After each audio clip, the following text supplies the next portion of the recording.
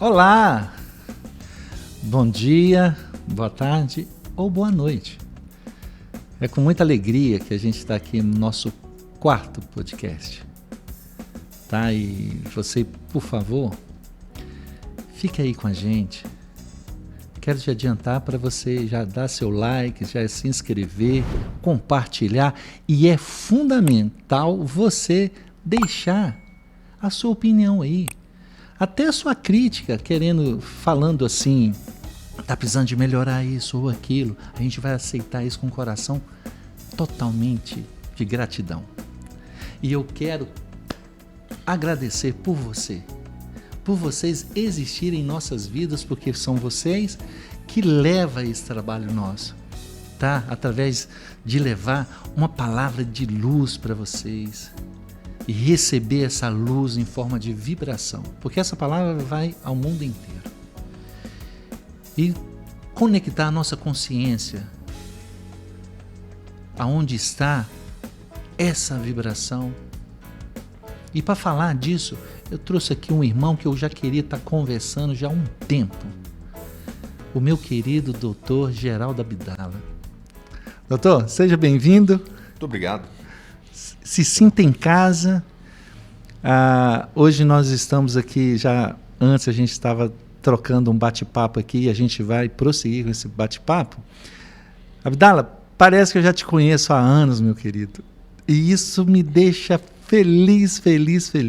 Sintonia de ideias, né? Sim, eu acredito que hoje esse podcast será assim maravilhoso. Deus quiser.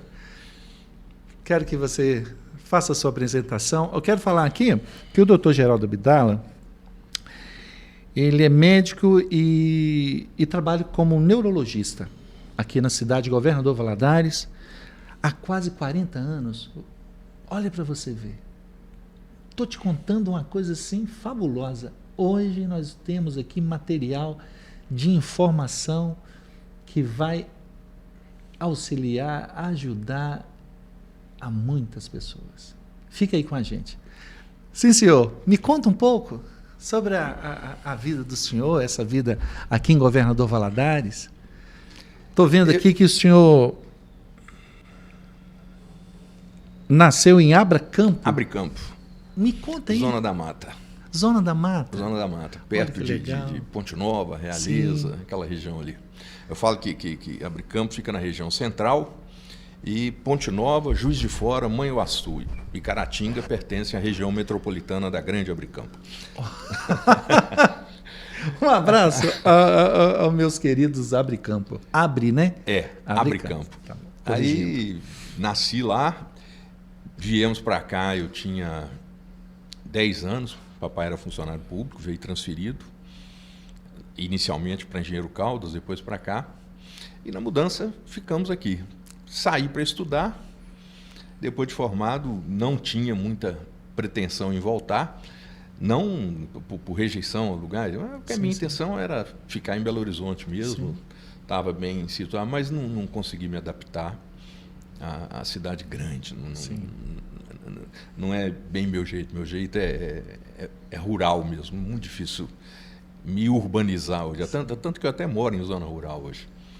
Aí, depois de formado, fiz a residência e depois da residência tive um convite para voltar para cá e voltei. 1988. Olha que maravilha. Tem um ditado: quem bebe as águas do Rio Doce, nosso querido Rio Doce. Dificilmente fica longe. E olha que eu já rodei, Abdala. Já rodei muito para muitos lugares fora do país e a gente volta aqui para aí. E isso denota uma coisa assim, a gratidão pela gente tem da nossa terra madre, né, da nossa terra mãe aqui, e a felicidade de ser pertencente a Governador Valadares. Valadares é a cidade mais cosmopolita que eu conheço. Olha, me explica isso aí. Eu também rodei muito, né? Meu pai, a gente viajava muito, ele sistematicamente era transferido e eu tive várias ideias de onde ir depois, antes de resolver efetivamente viver em Valadares. Pesquisei alguns lugares. Valadares é a cidade onde eu me sinto mais em casa, em termos de é a cidade que recebe todo mundo.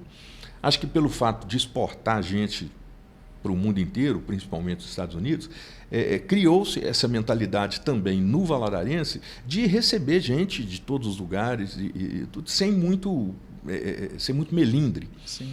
Então, diferente dos outros lugares, né? Sim, Belo Horizonte, uma metrópole, tudo, as pessoas nem sabem de onde você é. Sim. Aqui, as pessoas sabem e não faz diferença. Te recebem do mesmo jeito, sim, te tratam do mesmo jeito. Você é uma cidade que te recebe bem e é cosmopolita. Eu brinco assim, é a maior cidade satélite de Nova York. Então, é uma cidade com um espírito mundial, né? As pessoas aqui têm essa visão de cosmos, de universo, de receber as pessoas. Eu valorizo muito o governador Valadares. Acho que assim, precisamos de mais valorização dos nossos líderes, dos nossos políticos, né? Do Estado, de um modo geral, porque nós não somos só exportadores de mão de obras, né? Somos fazedores de consciências e acho que Valadares tem muito a contribuir, sim, ainda no contexto global do país, do Estado, de modo geral.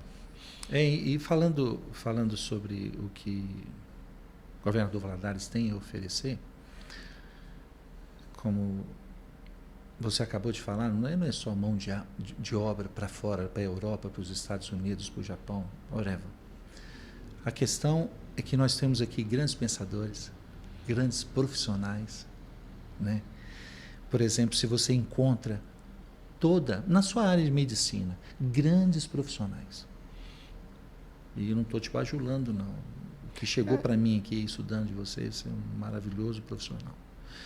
Eu quero fazer uma pergunta dentro da sua área para a gente desenvolver muitas coisas, que na verdade, Abdala, eu quero falar muitas coisas com você, e não vai ser a primeira vez que eu vou te convidar para vir aqui, tá? Toma as ordens. E na sua área de neurologia, quando uma pessoa ela precisa procurar um neurologista? Olha, o neurologista ele aborda a função orgânica do sistema nervoso central. É claro que assim, não tem como desvincular uma coisa da outra e colocar a pessoa, né, em compartimentos. Então, várias coisas estão coligadas ali, interligadas, não tem como deixar de... Mas a base da neurologia é a questão orgânica do sistema nervoso central. São as doenças que têm algum acometimento orgânico. Porque é comum as pessoas, às vezes, confundirem o neurologista com o psiquiatra. Sim. E a verdade é que, assim, pelo menos eu, como neurologista, não sei quase nada de psiquiatria. A psiquiatria é um universo muito amplo, que às vezes é abordada de uma forma até um pouco irresponsável algumas vezes. Então, assim, essa confusão, mas tem muita coisa que é da psiquiatria que está relacionada à neurologia, tem muita coisa da neurologia que está relacionada à psiquiatria. Então, a gente acaba tendo que trabalhar juntos em alguma. Nunca assumir a função do psiquiatra, nem o psiquiatra assumir a função da gente. E dá para fluir bem, sem problema nenhum. Então, a parte orgânica, de um modo geral, é com o neurologista. A parte emocional, com o psiquiatra. E quando as coisas estão interligadas ali, com os dois. O acompanhamento em conjunto. Mas tem uma série né, a causa mais frequente de alguém procurar um neurologista são as dores de cabeça, né? Os vários tipos de dor de cabeça, que é a maior frequência no consultório. As epilepsias, as doenças de movimento, os tremores, as doenças cerebrovasculares, né, que aí tem que ter um cardiologista junto. Né, toda essa questão aí a gente aborda junto. A parte periférica, que muitas vezes está relacionada ao diabetes, a gente tem que acompanhar junto com o endocrinologista. Se a gente vê assim, por esse desenvolver assim, dentro da área, a psicologia, a psiquiatria e a neurologia, podemos falar que elas andam juntas? Andam. São quase siamesas, são gêmeas siamesas. Olha, e quais, assim, detalhe isso para mim, dentro da pergunta, né, para que a pessoa esteja procurando o profissional, e como isso se liga e dá liga a esses profissionais juntos, trabalhando juntos? Olha, a psicologia ela trabalha na questão, assim, a partir da fundamentação do diagnóstico, ela trabalha na sustentação psicológica da pessoa, do emocional. Né? Eu costumo dizer assim, que 100% das pessoas que eu conheço precisam fazer terapia, inclusive eu, porque é fundamental. As pessoas, às vezes, a gente vê um certo preconceito, né? De, isso aí não funciona, eu não preciso disso. E tal. Todo mundo precisa. Não é uma questão só de doença, porque às vezes é uma questão de você estar no meio do turbilhão e não conseguir enxergar a melhor solução, melhor saída, e o profissional da psicologia vai te guiar pela mão, vai te levar, não vai fazer o seu caminho, né? Mas ele vai te orientar, vai iluminar, vai ligar a lanterna, vai estar junto com você, em todas as áreas, não só na neurologia, em todas as áreas. O psiquiatra é essa questão mais o medicamento, porque o psicólogo não prescreve. Então, o psiquiatra tem toda essa abordagem, mais a questão da medicação. E tem alguns setores da psiquiatria que aí não adianta. Por exemplo, uma pessoa que tem uma psicopatia grave, ela não vai responder à terapia. Então, tem que ser medicação, aí tem que ser um terreno exclusivo da psiquiatria. E a neurologia, nessa questão da parte orgânica. Porque, por exemplo, as dores de cabeça, 90% delas estão relacionadas à questão emocional. Então, se você não cuidar bem do aspecto emocional, a pessoa vai morrer com dor de cabeça. Pode até não morrer de dor de cabeça, mas vai morrer com dor de cabeça. Então, o lado emocional do que afeta tudo isso aí tem que ser muito bem acompanhado. As epilepsias também. A pessoa já tem uma propensão a desenvolver crise convulsiva, e tudo, mas se ela não estiver emocionalmente bem, ela vai ter muito mais crises. Então, é onde eu digo, a abordagem, quanto mais multidisciplinar ela for, facilita muito a vida do paciente e muito a vida do médico. Sim. Hoje nós estamos observando que está em foco, vamos falar assim, as patologias da psique, né? Que alguns psiquiatras estão abordando isso e estão tratando isso com algumas drogas que já estão no mercado e novas drogas. Na sua área, você auxilia a psiquiatria quando traz esses quadros de distúrbios neurológicos, como borderline, TDAH, esquizofrenia e outros mais. Essa área, isso é mais a cargo da psiquiatria. Esquizofrenia, o borderline, a gente interfere pouco. Sim. TDAH é uma zona de confluência, porque sim, tanto o neurologista, quanto o psiquiatra, quanto o psicólogo, quanto o terapeuta ocupacional e outros profissionais têm muito a ver, e a abordagem fica difícil se ela for feita só por um. Só o neurologista, fica muito difícil. Sem um TO, sem o acompanhamento da psicóloga, sem a fonoaudiologia. Quase, porque essas coisas estão quase todas relacionadas ao tipo de linguagem, de aquisição da expressão, da linguagem, da fala. E se não houver uma abordagem, por exemplo, da fonoaudióloga, dificilmente a pessoa vai responder só a medicação. Vai tomar um caminhão de remédio, mas não vai responder, muitas vezes. Então, hoje, quando eu vim para cá, há 35 anos, a gente trabalhava sozinho. Hoje, eu vejo o exercício da minha profissão quase impossibilitado. Por exemplo, se não tiver uma fonoaudióloga a quem eu recorrer, já citei o profissional, fica no AVC, no Parkinson. É essencial. Assim, tanto quanto a medicação. Não tem como abrir mão, prescindir do auxílio desses profissionais. Então, assim, a gente hoje trabalha pensando sempre na questão multidisciplinar. Muito difícil pensar, não, eu vou usar uma medicação, vou resolver isso aqui. Não tem jeito. É utopia pensar isso. Ou utopia ou pretensão. Chega esse paciente no seu consultório, né? E você faz essa leitura, a indicação é psiquiatria? Quando ele se for esquizofrenia ou borderline, a indicação o psiquiatra, primariamente. Descartada qualquer possibilidade de patologia orgânica, de ter alguma coisa orgânica que pode estar contribuindo, e aí a gente faz isso.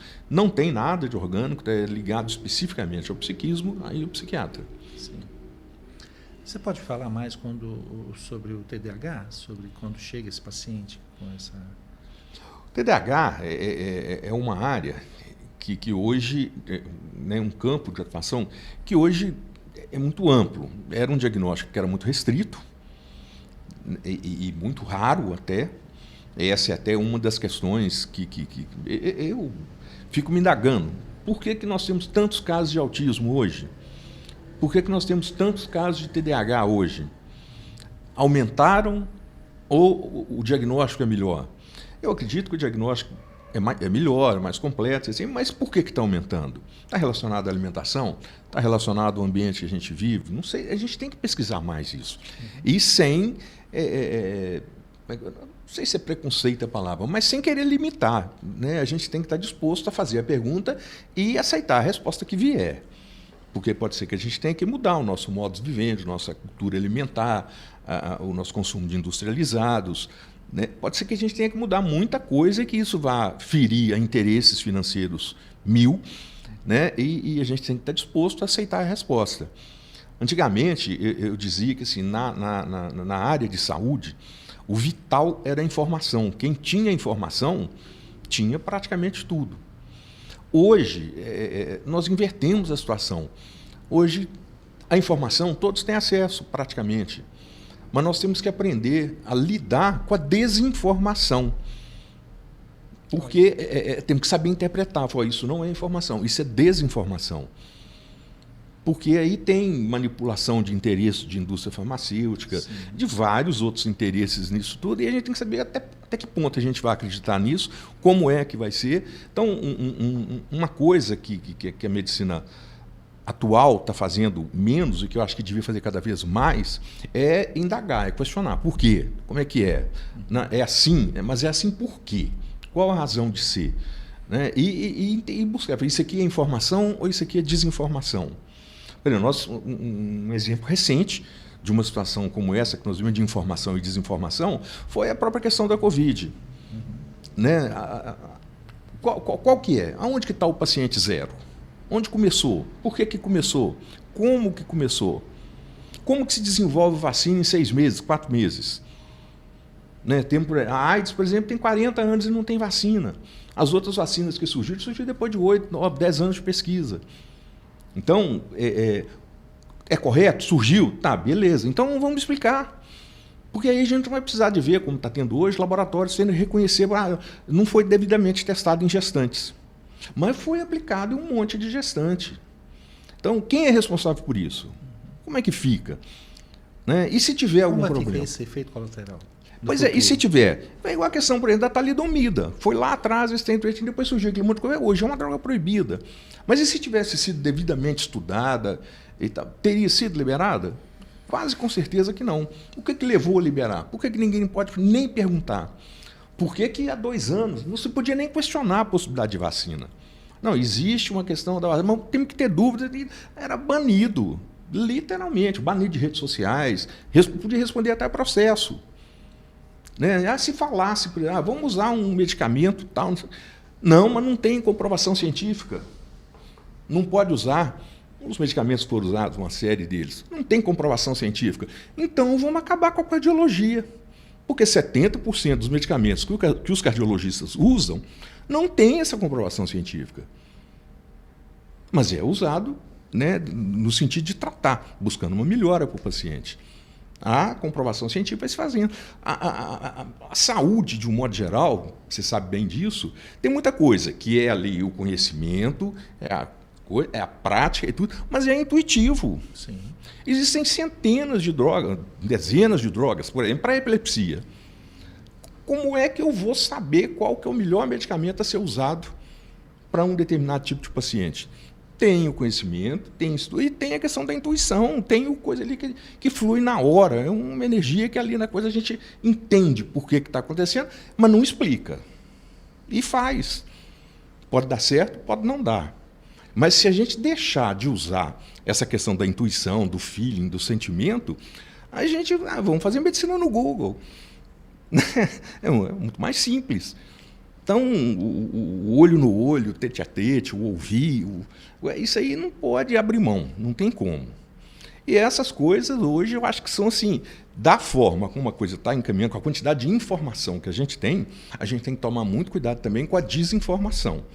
Porque a desinformação atende a interesses poderosos, muitas vezes, de mídia, de política. Né? Aqui a gente viveu isso. Isso é o remédio que aquele maluco daquele presidente orientou. Então não pode, tal, por causa disso. Mas peraí, o cara é médico, ele não podia nem orientar. Mas se ele orientou, doido é quem segue. Agora, o médico tem que ter o discernimento de saber se pode ou não pode usar. Isso não é uma decisão para ser feito no campo da política, ou no campo da religião, ou no campo... Isso aí é uma decisão científica. O respaldo ali é científico.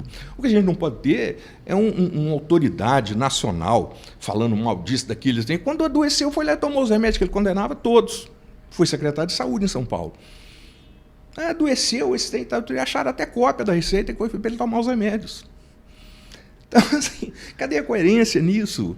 Entendeu? Essa questão da desinformação, que eu acho que é o nosso grande inimigo hoje. E aí, junto com a desinformação, surge a questão do preconceito. Por exemplo, vamos citar aqui a acupuntura, que é milenar, mais de 3.000 anos de história. Ainda tem gente que fala, mas a acupuntura não tem nada comprovado que faz efeito. Mas como? 3.000 anos... Pois é, charlatanismo. 3.000 anos de charlatanismo. O que dura 3.000 anos no charlatanismo? Deixando atenuante, 5.000 anos. 5.000 anos. 3.000, então, pois é. O que pode ser? Entendeu? Então, assim, interesse de quem? Né? A acupuntura vende remédio? Ou vende agulhinha? E fica muito mais barato, né? Sim. Então, o investimento em remédios é um, o investimento em agulha é outro. Então, essa agulhinha aqui, baratinha, não pode funcionar. E se ela funcionar, eu não vou vender meu remédio carinho. E isso, infelizmente, a gente está vivenciando de uma forma ruim nos dias de hoje. E que eu acho que aumentou muito em relação ao que era 30, 35 anos atrás. Esse é o nosso grande inimigo hoje, inimigo da saúde, de um modo geral. Abdala, não tem como deixar de falar de Covid, né? Nós estávamos falando agora de um amigo em comum que não está mais com a gente. E nisso foi assim devastador mundialmente, né? E nós já estamos aí na 5ª dose, com novo surto de Covid, né? A China alertando a população, essas questões. E passamos aí política, né? Estão vindo carnaval, e provavelmente depois dessas festas anunciará a nova pandemia. Não estou falando que vai acontecer isso. Da outra vez foi assim, nós temos motivo, né, para acreditar nisso. Aí, tipo assim, no Ctrl-C, Ctrl-V, parece que nós estamos indo pelo mesmo caminho, né? Infelizmente. Então, nós não estamos aqui querendo falar assim que é eficácia ou a não eficácia da vacina, mas ainda é muito cedo para falar sobre resultados dessa vacina. Sobre segurança. Sobre resultados, eu até acho que não. Resultado a gente tem comprovado. Sim. Mas a minha grande preocupação não é só o resultado, a minha preocupação é a segurança. Sim. Né? Estão aplicando vacina em crianças de 3 anos de idade, 4 anos de idade, 7 anos de idade. Né? E qualquer segurança para isso? Tem segurança? Está devidamente estudado? Está devidamente... Falando, não está, então me mostra o estudo. É só mostrar. Isso não significa que eu sou contra a vacina. Não, sim. Só que eu acho que tem que ter segurança em tudo que a gente vai usar. A questão aqui, nós não estamos contra a vacina. Não, a gente está querendo até a favor. A gente sabe que acontece. Os benefícios, eficácias dela, a gente quer saber que cada ação tem uma reação. E a gente quer falar sobre crianças, sobre gestantes idosos, um tanto de questões assim. Teve um fato muito conhecido meu, que ele teve Covid e teve grandes complicações neurológicas. Isso tem chegado isso no seu consultório? Me conta esse negócio. Daqui a pouco a gente vai falar sobre doenças de degeneração neural. Mas Covid, as pessoas ficaram neurologicamente se você tem pesquisa, eu quero que vocês aí me ajudem a pesquisar, se pesquisa sobre patologia, né, dentro do assunto aqui, da neurologia, né? Se foi mais agravio. Você pode Principalmente, o acometimento que é mais frequente, o mais comum, são sobre as funções cognitivas. Memória e concentração, foco.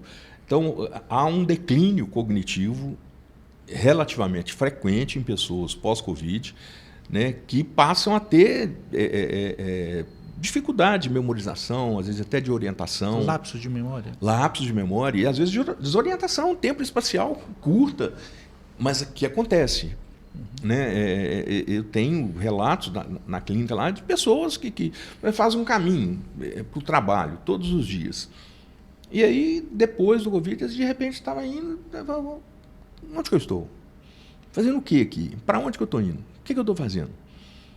Aí, de parar um minuto, estou indo para o trabalho, estou em tal lugar, mas ter uma coisa que não teria razão nenhuma para ter. E que aconteceu com relativa frequência. De ter um baixo rendimento, tanto intelectual quanto cognitivo, num período 2 meses após. E a faixa etária de idade? Todas as idades. Todas as idades, porque senão eu ia falar de outra patologia, né? O Alzheimer. Né? Não, mas aí aconteceu em todas as idades. Okay. E tem pessoas que não têm sintoma nenhum de paralisia. E essas coisas são transitórias pós-Covid. Ocorrem durante um determinado momento e acaba. Né? Quando é um quadro demencial, tipo Alzheimer, sem tudo, é progressivo. Sim. Então, assim, a parte cognitiva, a parte de memória, sem tudo, é afetada. Pessoas que têm alterações motoras, fica bem acentuado também durante um tempo, mas depois regride. Né? Tem o período da sequela, né? Acentua e depois tem um declínio, mas há o acometimento. Nessa deixa mesmo sobre Alzheimer e Parkinson, podemos falar que temos várias micros patologias até chegar no Alzheimer e no Parkinson, ou isso já começa uma degeneração inicial para isso, para o Parkinson ou para o Alzheimer? Vamos começar falando do Alzheimer, depois a gente fala do Parkinson. Olha, o Alzheimer é um tipo específico de demência, né, que se instala, não é necessariamente do idoso, pode acontecer em pessoas jovens, em torno aí já existem casos se instalando até em torno de 40 anos de idade, com relativa frequência. Então, diferente das outras demências, né? A demência vascular está relacionada à questão circulatória, à diminuição do fluxo cerebral, e é perfeitamente diferenciável nisso aí. Alzheimer não necessariamente tem comprometimento circulatório, pode ter ou não necessariamente tem dano orgânico cerebral, pode ter ou não. O sinal precoce que tem é alteração de padrão de atividade elétrica cerebral. Ela começa a se modificar cedo. Geralmente, a partir de um determinado ponto da vida, a tendência é que se tenha frequências de atividade cerebral mais rápidas, né? O ritmo beta, teta alto e beta.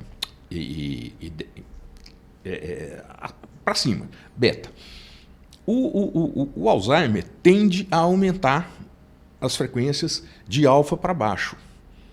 Então, é um processo contrário. Existe uma lentificação de atividade cerebral. Eu falei teta, onde eu falei teta antes, leia-se e entenda-se alfa. No Alzheimer, existe o aumento da atividade teta. De teta para baixo, e delta. Então, esse é o sinal mais precoce que existe. Mas não é necessariamente também obrigatório. Pode acontecer ou pode não acontecer. O que a gente tem do Alzheimer é que a ausência de determinadas substâncias neurotransmissoras que deixam de ser produzidas ou são produzidas numa escala menor, e essas substâncias que provocam sintomas e o declínio mais acentuado no decorrer do processo. também não tem muito como prevenir. A pessoa pode estar muito bem hoje, tranquilo, sem problema nenhum, e daqui a 2, 3 meses começar a desenvolver isso aí sem explicação. Sem uma explicação que a gente tenha, né? Ainda não temos. Então, sinal que a gente tem que estudar muito mais. E avançar no campo de pesquisa, que o que a gente tem hoje em termos de medicamento, o custo é altíssimo, né? São medicamentos que são fornecidos pela rede pública, por causa justamente desse custo, e a rede pública é um comprador em potencial, porque ela vai fornecer e vai pagar, né, efetivamente. Então, é muito interessante para a indústria farmacêutica, né, determinado setor. A gente tem que ficar atento a isso aí, se aquela pesquisa atende a um interesse específico da indústria, determinada parte da indústria farmacêutica ou não. Eu tenho muito pé atrás com essa questão. Eu costumo... tenho alguns amigos que não gostam muito quando eu falo, mas a questão é essa mesmo. Né? Parte não é como um todo, mas parte da indústria farmacêutica tem menos ética, por exemplo, do que o tráfico de drogas. O tráfico de drogas, a gente sabe o que vai fazer, ele avisa, ele não te engana, isso aqui é isso, assim, tal. E o interesse é ganhar dinheiro. Né? E se for preciso, a gente vai cometer violência, vai matar, vai fazer isso. Então, assim, a gente sabe o que eles são capazes de fazer. Parte da indústria farmacêutica, a gente não sabe. E eles são capazes de fazer quase a mesma coisa. A história nos mostra isso. Né? E basta um deslizezinho. Por exemplo, a gente tem a história do que aconteceu na Segunda Grande Guerra em relação à forma como foi conduzida, foram conduzidas essas questões pelo regime nazista. Né? E foram considerados normais. E aqueles caras eram considerados gênios para a época. Né? Eram grandes profissionais. Revolucionários. Né? Revolucionários, estavam centenas de anos à frente. E foi aquela barbárie. Então, claro, foi lá atrás, já tem quase 100 anos isso, 80 anos, tá? Mas, guardadas as devidas proporções, assim, então, não mudou muita coisa. Então, as coisas se mantêm sob um determinado controle, mas basta um momentozinho de vacilo para a coisa dar uma degringolada. São interesses muito poderosos. Então, essa questão, o Alzheimer tem isso. O Parkinson já é mais estudado, porque é bem mais antigo.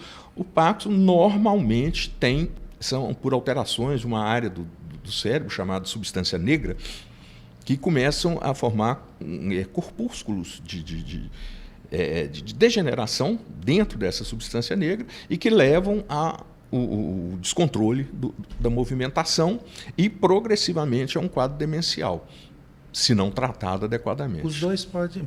Um paciente ele pode ser diagnosticado com as duas patologias? Pode, mas não é o comum. Geralmente, quem desenvolve um quadro demencial por Parkinson, ele vai ter uma síndrome parkinsoniana, com todas as questões do Parkinson. Quem desenvolve o quadro do Alzheimer, geralmente não tem alteração de movimento, são quadros distintos. Apesar de que o quadro demencial é extremamente parecido. Abdala, quando às vezes a pessoa... A gente tem uma ferramenta na internet e cada dia, né, por mais informações, e as pessoas ela procura se automedicar, não é verdade? E o fulano bebeu isso para essa dor de cabeça, aí eu estou com uma parestesia aqui no lado esquerdo. Não, você tome esse fitoterápico, ou senão você toma esse remédio que o meu irmão tomou, que o cunhado dele falou. Isso acontece muito, né? Nossa, diariamente. Nessa questão de dúvidas das pessoas até procurar o profissional, quando você faz um diagnóstico preciso de um início de Alzheimer, ou ele está na metade ou já está bem avançado, o que acontece que as pessoas, por falta de informação também, chegam a esse ponto, né? Sobre as drogas hoje, as chamadas drogas antigas e as drogas mais recentes, as descobertas mais recentes, são por acertos e erros? Sim, basicamente por isso. E por nenhuma dessas drogas que são usadas hoje, elas prometem reversão do quadro. Então, o tratamento é dali para frente, o dali para trás fica, praticamente sem alteração nenhuma. Existem condutas que são colocadas em questionamento. O que é melhor? Usar esse aqui primeiro, depois esse, depois a associação desse com esse. Aí vai de escola, né? Uma determinada escola defende de um jeito, outra de outro, e tem essas. Não existe ainda um consenso. Quando não existe consenso, é porque ainda está em discussão, não tem um clareamento seguro a respeito daquilo. Então, o que se tem são medicamentos, são drogas, muitas vezes caríssimos, que são utilizados com o intuito de paralisar a progressão da doença. Então, quanto mais cedo for feito o diagnóstico, mais cedo vai ser impedido o progresso da doença. Então, ela vai ficar estabilizada ali por um tempo, num determinado patamar, até que tenha necessidade de usar uma outra droga, ou fazer uma associação, e ir fazendo esse acompanhamento regularmente. Mas é por erro e acerto. E é individual. O que funciona para o José não necessariamente vai funcionar para o Joaquim. Sim. Então, é aquela questão do feeling, do que é intuitivo, né? Qual que é a melhor conduta aqui. Tanto que tem que ter isso, que não existe um padrão de conduta, até hoje. Não, vamos fazer isso. Porque não tem, porque existem vários medicamentos, cada um tem um comportamento, cada paciente tem uma evolução, e a coisa é ajustável de indivíduo para indivíduo. Como na minha família teve caso de Alzheimer, né? A minha mãe, e a gente vê assim, todas as famílias como sofrem, né? Com a mãe, ou o pai, ou mesmo o irmão, né?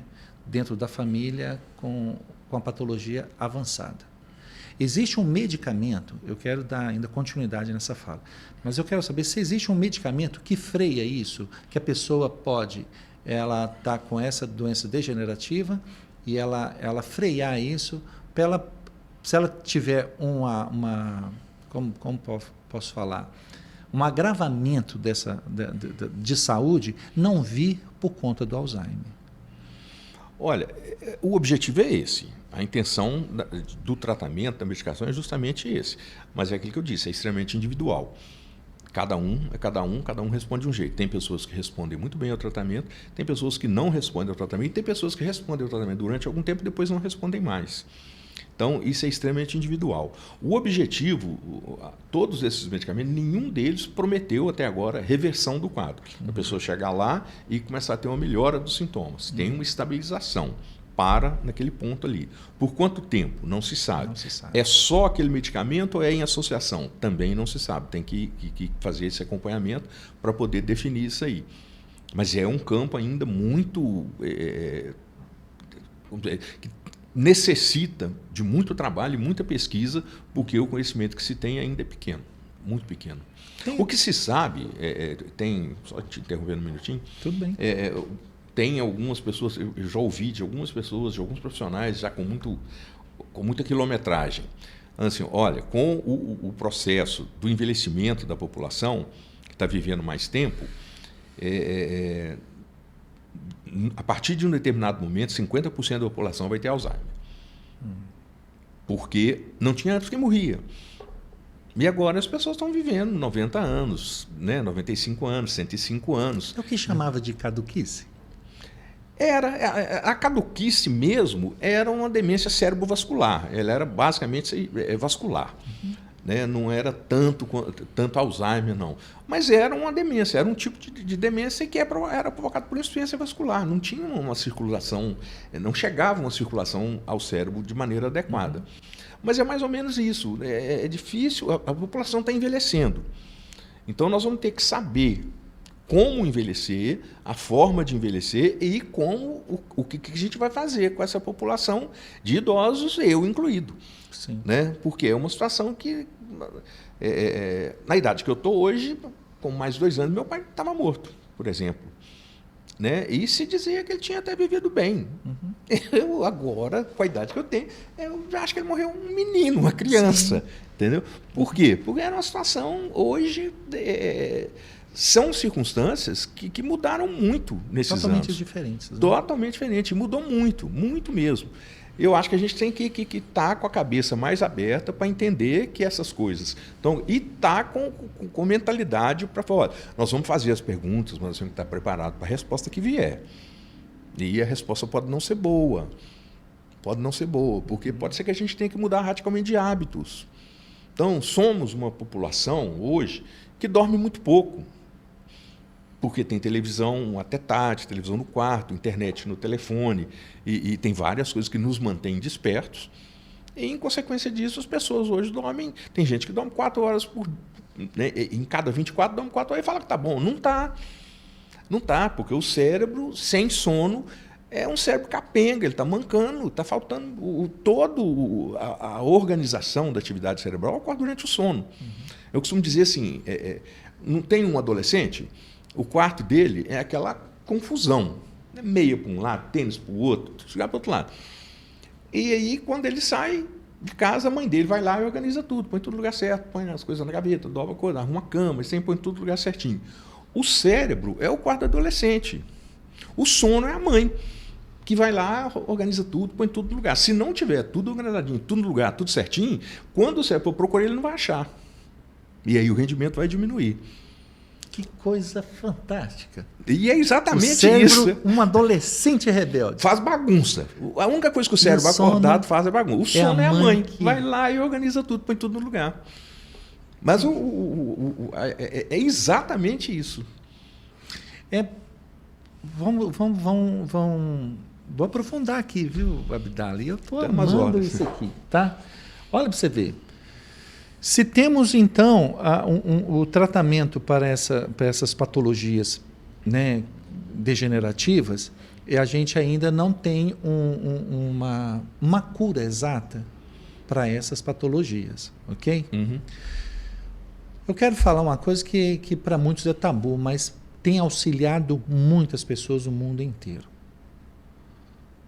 A santa maconha, né? Que ninguém gosta de falar de maconha, de essas questões, tem um tanto de questões que fala sobre a degradação do ser humano através desses usos de drogas. Mas o que não é também, a gente deixar bem claro aqui que a gente está fazendo apologia a nada.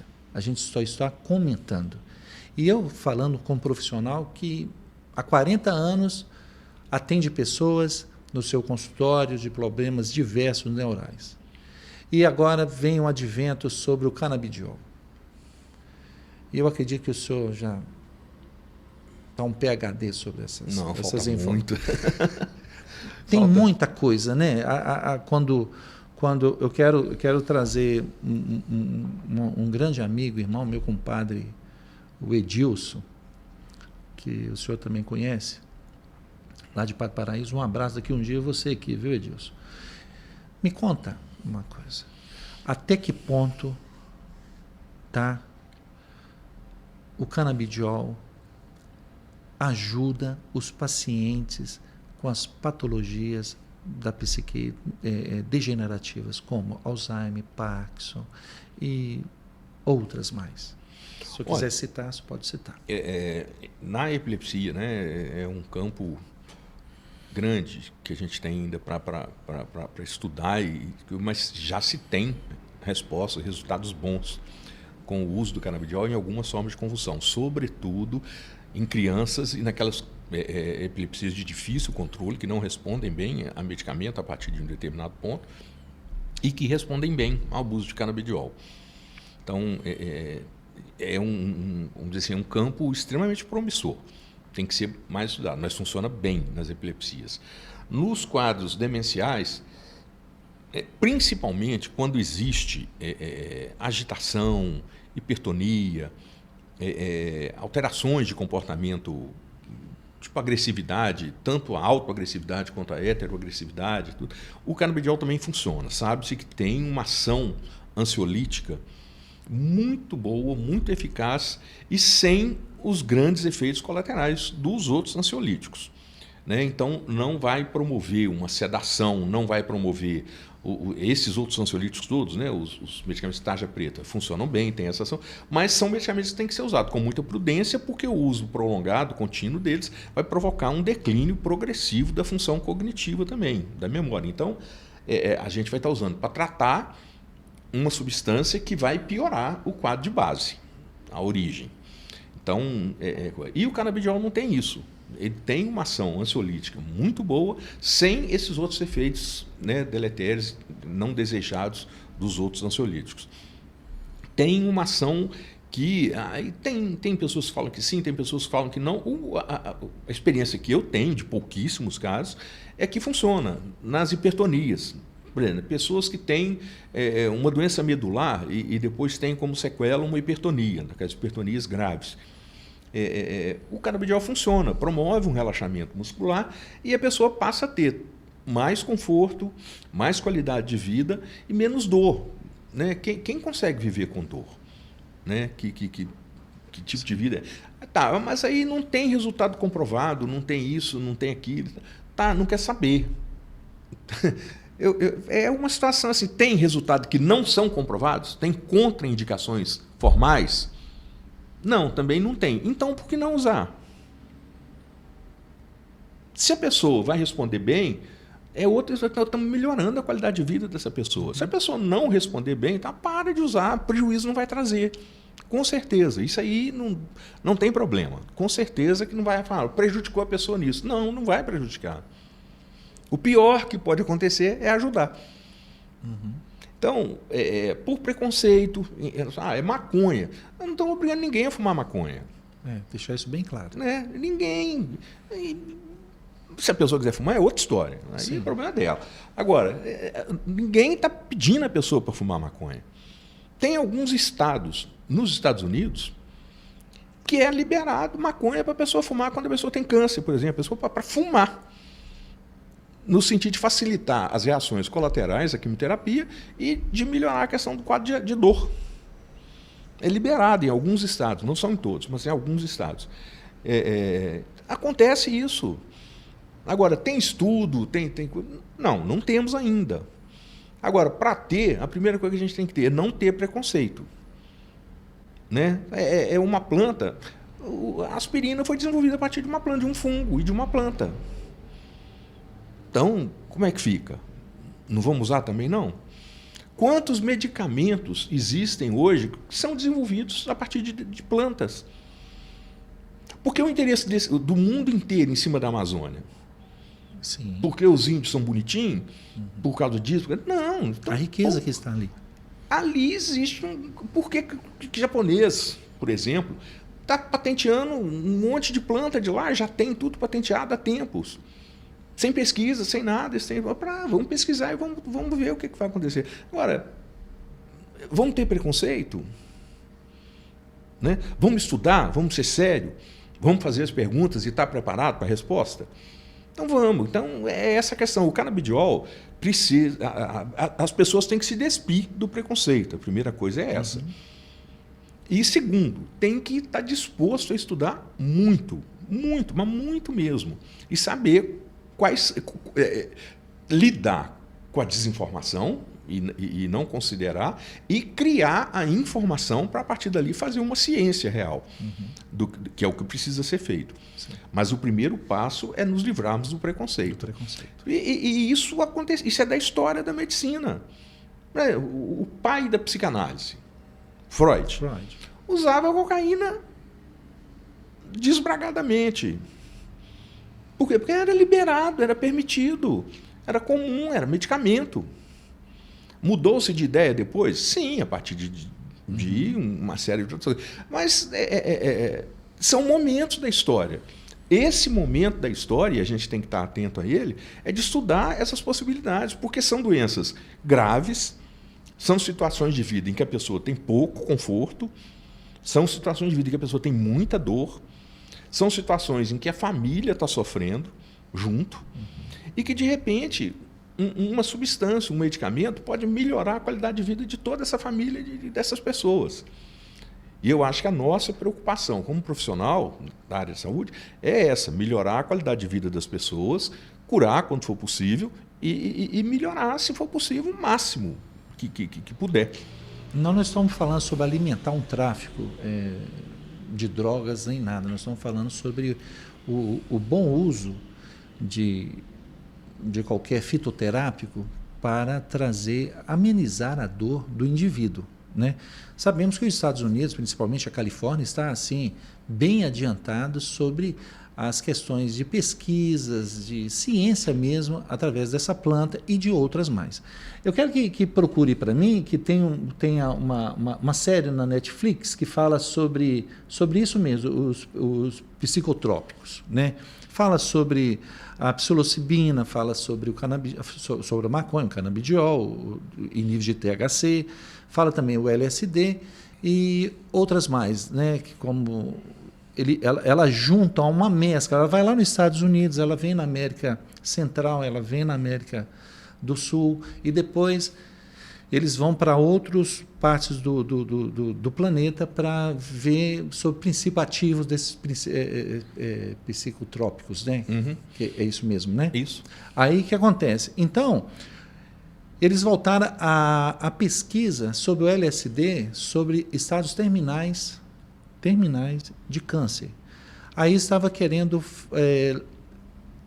iniciar um congresso, eu não sei, Simpósio, um seminário. É um seminário, um simpósio. Aí a Suíça acolheu e teve o primeiro encontro e fazendo também, patrocinando algumas empresas, patrocinando sobre a pesquisa em cima dessas coisas, porque cientistas antigamente, pessoas que já que tinham arquivado no passado, acharei o nome, qual é o nome? Como mudar sua mente. Aí eu deixo essa uma sugestão assim bem boa para vocês aí de casa e assistir. Como mudar a sua mente. Mas tem fungos fantásticos e fala sobre a psilocibina, né? Então, quando a gente fala sobre isso, é atenuar a dor do outro. Porque quando a gente olha assim dentro do âmbito, eu já falei assim, quando você vê que as pessoas ficam muito fervorosas em cima de uma questão, ela é política ou religiosa ou uma questão, aí leva-se a crer o quê? Que nunca foi para o povo, mas sim em busca de um poder. Eu domino, então você está na minha mão. Né? Aí tipo assim, eu te trago aqui dessa forma, vou te alimentando isso com esperanças falsas.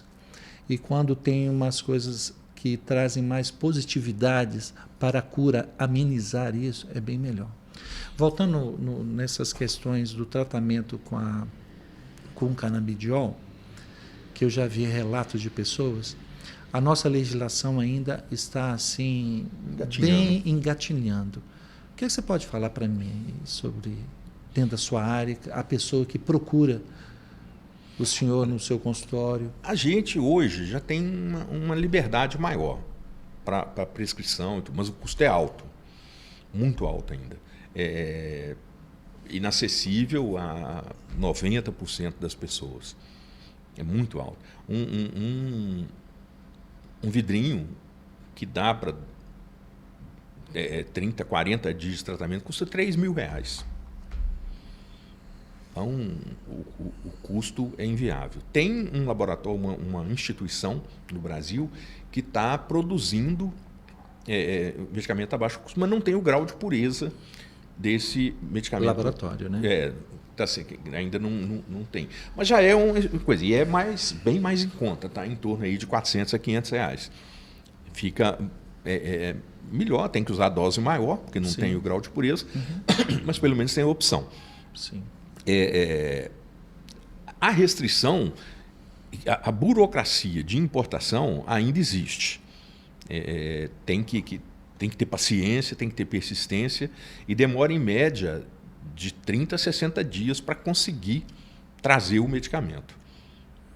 Quando é esse medicamento que é produzido no Brasil, é em torno de 30 dias. Mesmo assim, ainda demora uns 30 dias para conseguir. Né? Então, existe ainda uma restrição de ordem legal. existe uma questão do que se fala, pô, mas se for estimular o consumo, isso aí vai aumentar o tráfico. Então, eu não posso combater o tráfico? Então, eu estou confessando a minha limitação como Estado. Eu, Estado, sou incapaz de combater. Eu posso liberar o plantio em universidades de pesquisa, por exemplo? Ah, não, mas isso aí vai estimular o consumo, né, interno lá na universidade, como se precisasse de alguma coisa para estimular esse tipo de consumo. Né? Então, o que eu vejo? O Estado é ineficaz, como em quase tudo que o Estado faz, né? A não ser em cobrar imposto, isso aí é muito eficiente, mas já que não tem eficácia, proíbe. Fica mais fácil, né? Proibir. Então, e aí? E as pessoas prejudicadas? E as pessoas que não são beneficiadas com o estudo, com a pesquisa, com o uso do medicamento? Como é que faz? Né? Ah, não, mas esse é um medicamento que nunca vai poder ser vendido em farmácia. Vai ser vendido aonde? Se a farmácia serve para isso. Aí vamos vender aonde? Numa loja de tintas? Né? Então, é preciso que as pessoas tenham um pouco mais de dignidade, né, até, vamos dizer, para poder entender. O Estado é incompetente para fiscalizar isso. Mas o Estado também não tem o poder de impedir as pessoas de terem acesso ao que pode ser uma perspectiva muito boa, de melhora de qualidade de vida, de tudo. Então, por que o Estado entra só para prejudicar nesse aspecto? Não entra para ajudar. Então, vamos buscar alternativas, vamos criar alternativas. Né? Então, de repente, não estou fazendo apologia de uma nem de outra, mas, de repente, eu não consigo combater. Então, eu paro de combater, libero e cobro imposto. E vou arrecadar dinheiro com isso. Por exemplo, o tabaco é menos nocivo do que a maconha? Quem vai poder garantir isso? O álcool é menos nocivo do que a maconha? Quem vai poder garantir isso? E o Estado entra onde nisso? Arrecadação de imposto e libera a venda. Não estou falando que é isso para fazer, sim, mas a lei seca deu errado. Sim. Em todos os lugares do mundo onde se tentou implantar a lei seca, deu errado. Então, chegaram à conclusão que não era uma alternativa. Com o tabaco, foi mais ou menos a mesma coisa. Em todos os lugares onde se tentou proibir, coibir. Quem quer fumar, fuma. Né? Não tem como fugir disso. Isso é uma deliberação da pessoa. Quer morrer de câncer de pulmão, quer de câncer de traqueia, de laringe. Quer dizer, a pessoa tem que saber, tem que ter acesso. E saber que aquilo ali é um risco que ela está correndo. A questão da maconha. Sinceramente, a maconha tem um prejuízo cognitivo, é porta de entrada para outra droga. Assim, não acredito nisso. Quem quer usar outra droga, usa outra droga. São coisas completamente diferentes. Quem gosta do efeito da maconha não vai gostar das outras drogas. E a recíproca é verdadeira. Então, eu acho que nós estamos precisando, nós, humanidade, de um modo geral, precisando nos despir de preconceitos e entender assim, até onde nós conseguimos estender a nossa mão para ajudar ou para controlar, né? E até onde nós estamos atrapalhando com o que nós queremos ter de controle. Né? Então, como é que funciona isso? Nas coisas até mais simples, receituário. É preciso receita azul para comprar um determinado tipo de medicamento, que é vendido em qualquer esquina aqui da cidade, sem receita, sem nada, é só falar que quer. O receituário azul, só que assim, o remédio na farmácia custa R$50. Ele é vendido aqui na esquina por 200. Isso. Entendeu? Então, está alimentando um tráfico com a dificuldade. Né? Vamos dificultar isso, dificultar aquilo. Tá. O receituário amarelo, que é o de anfetaminas, que é o tráfico é maior. Né? Qualquer pessoa consegue comprar anfetamina em qualquer lugar da cidade, procurando a pessoa certa no lugar certo. Sim. O custo é muito mais alto, nem se compara. Mas é um fato. Então, o caminho é dificultar, ou o caminho é aumentar o poder de fiscalização, de controle. Controle, que eu digo assim, no sentido de ter realmente assim, aonde que a gente entra nisso aqui? Porque a pessoa vai conseguir a anfetamina de qualquer jeito. Ou ela vai pagar R$50 numa caixa, ou ela vai pagar R$200 numa caixa, ou ela vai pagar R$50 e ter o controle feito regularmente com o médico, tudo direitinho, ou ela vai pagar R$200 e não ter controle por parte de ninguém. Como é que vai ficar isso? Aonde que o Estado entra? Qual o melhor papel do Estado? Qual o melhor papel da saúde? Como é que a gente se propõe a fazer isso? Né? Eu não tenho a solução, mas eu tenho a pergunta. Né? E acho que as pessoas que se dispõem a ser autoridades no assunto, elas têm que estar dispostas a ouvir essas perguntas. O problema é que elas não querem nem ouvir a pergunta.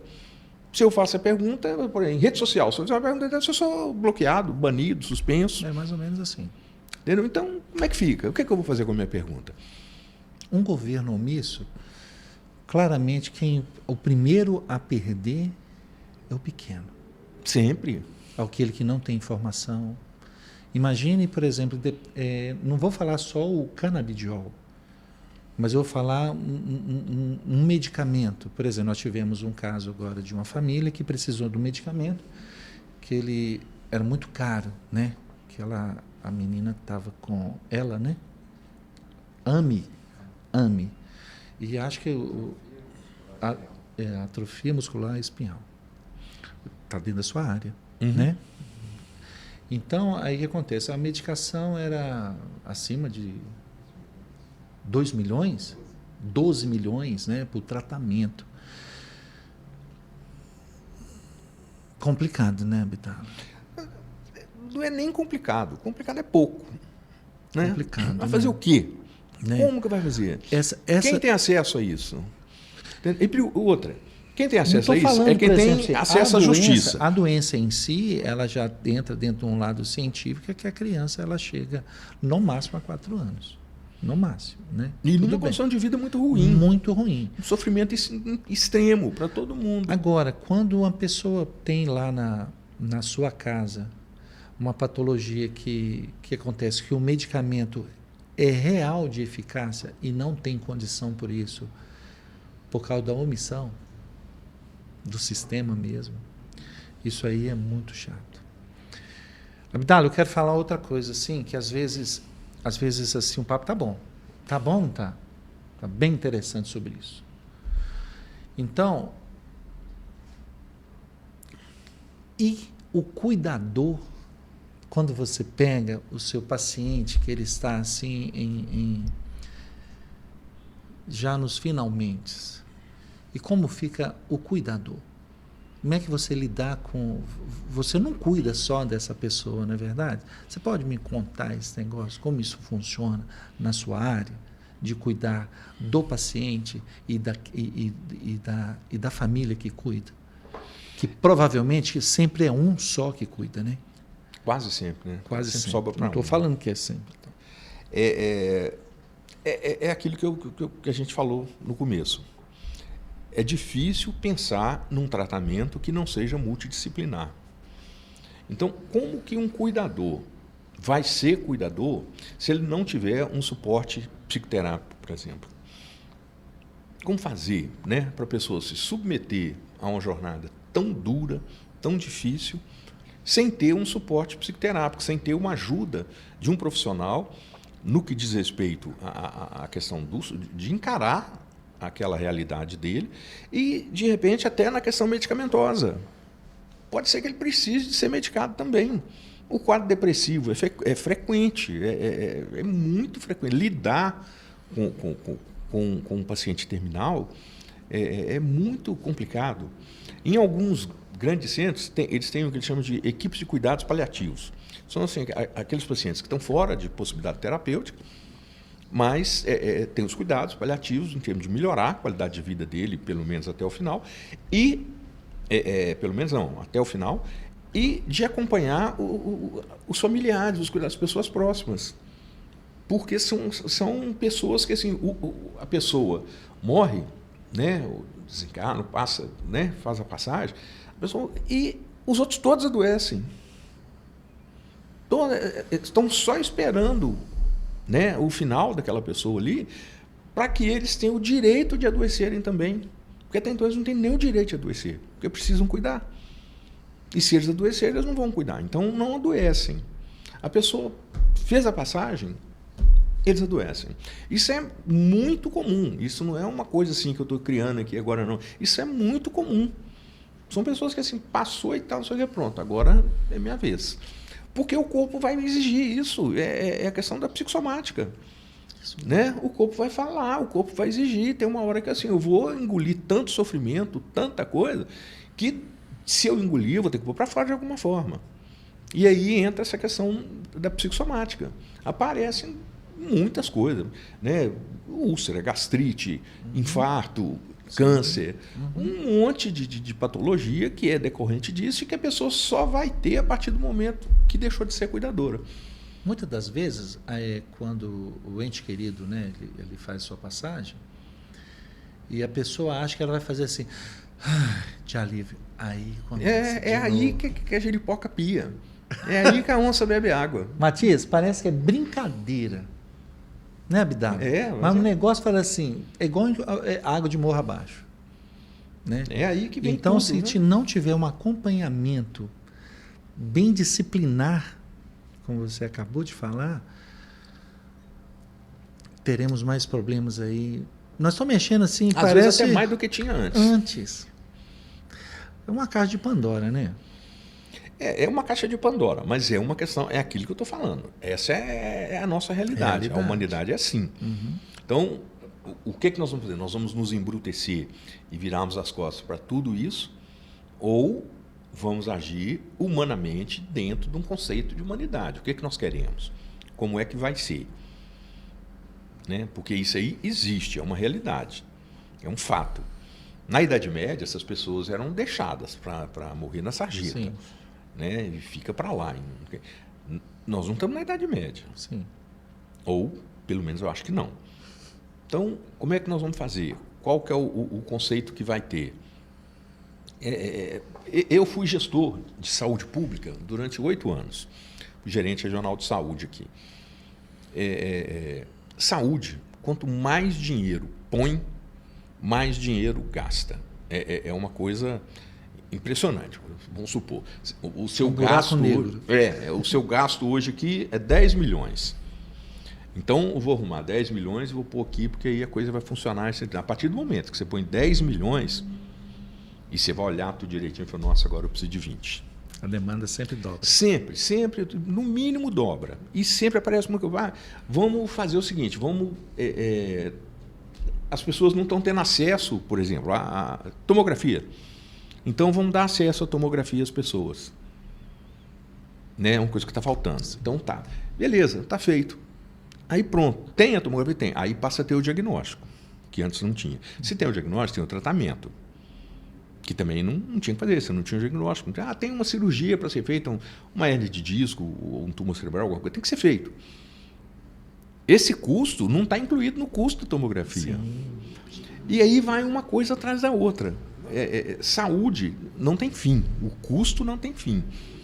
E tem que estar, todas as pessoas têm que estar preparadas para isso. Então, o que vai fazer? O Estado vai continuar querendo ter tudo isso na mão? Então, tem que financiar. Tem que realmente pagar. Não pode desviar, não pode roubar, não pode fazer nada disso, tem que fazer a coisa certa. Nos países onde isso funciona razoavelmente bem, que são países lá do leste europeu, parte do Reino Unido, o custo é altíssimo, altíssimo.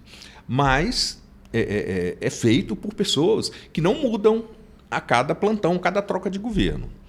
Essas pessoas estão lá há 20, 30 anos. Aperfeiçoam. E está no lugar. Então, ele não está lá para atender um determinado partido, atender um determinado político. Ele está lá para fazer aquilo que tem que ser feito. O político mudou, ele tem que saber lidar. Então, a função, isso aí é diminuir o máximo possível o custo. Como é que você vai diminuir o custo? Melhorando a gestão, aumentando a eficácia. É a única maneira de diminuir o custo em saúde pública. Ou então, como por exemplo, na América do Norte, nos Estados Unidos, não tem. Então fica meio Deus dará. Quem tem dinheiro tem acesso. Quem não tem dinheiro tem que recorrer ao SUS deles lá, pena. Porque o acesso é muito limitado. Isso. Muito limitado. não vejo que isso aí seja uma coisa que o Estado vai poder abrir mão. Algumas pessoas dos Estados Unidos que moram, brasileiros, né, que moram nos Estados Unidos, principalmente aqui o governador Valadares, sente isso na pele, né, sobre a saúde pública americana. Acham que, por exemplo, falam mal da nossa saúde aqui. Eu quero deixar uma coisa que a gente está levantando um tanto de questão de mazelas nossas aqui mesmo, mas em termos de Estados Unidos e Brasil, eu prefiro a assistência da saúde à população nossa aqui. Tem muita gente que é daqui, que está lá, que quando adoece vem para cá. Sim. E não vem porque estou em casa, estou entre familiar, não vem porque é melhor mesmo. O atendimento... É todo o tratamento, dentro odontológico, cardiologia, em tudo. Neuro, em tudo. Em tudo. Por quê? É um atendimento mais, vamos dizer assim, mais humanizado. Isso. A primeira questão é essa, nós temos não somos a oitava maravilha, mas pelo menos em relação aos anglo-saxões, de um modo geral, nós somos um pouquinho mais, né? Mais assim, fácil de lidar. E tem a questão do custo. Aqui, de um modo geral, apesar de todos os pesares, o Estado assume essa questão. Sim. Porque não tem outra opção também. Sim.